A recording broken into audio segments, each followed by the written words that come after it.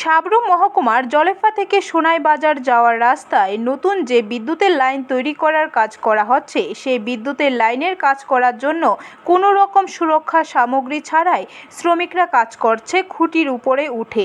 সেখানে দেখা যাচ্ছে শ্রমিকরা উঁচু উঁচু বিদ্যুতের খুঁটিতে কোনো রকম বেল্ট ও হেলমেট এবং কোনো রকম সুরক্ষা সামগ্রী ছাড়া কাজ করে চলছে পাওয়ার গ্রিড নামক কোম্পানি। শ্রমিকদের নিয়ে কোনো রকম সুরক্ষা সামগ্রী ছাড়া এইভাবে কাজ করাতে গিয়ে যে কোনো সময় খুঁটির উপর থেকে পড়ে বড়সড় দুর্ঘটনা ঘটে যেতে পারে শ্রমিকদের সঙ্গে কথা বললে জানা যায় তারা যতজন শ্রমিক রয়েছে সেই পরিমাণ সুরক্ষা সামগ্রী নেই, যার ফলে তারা কোনো রকম সুরক্ষা সামগ্রী ছাড়াই কাজ করতে হচ্ছে। এছাড়াও দেখা যায় এই কাজ চলাকালীন অবস্থায় কোনো রকম সরকারি আধিকারিকদের সেখানে দেখা মিলেনি কাজের স্থানে। এ বিষয়ে শ্রমিকদের সাথে কথা বললে তারা কি জানিয়েছেন তা শুনে নেওয়া যাক। ইলেকট্রিক্যাল 33,000 আমরা তো এসেছি প্রায় 3 মাস হলো। বছর খানিক থেকে অনেকদিন থেকে কাজ ছিল, এখন গিয়েছে।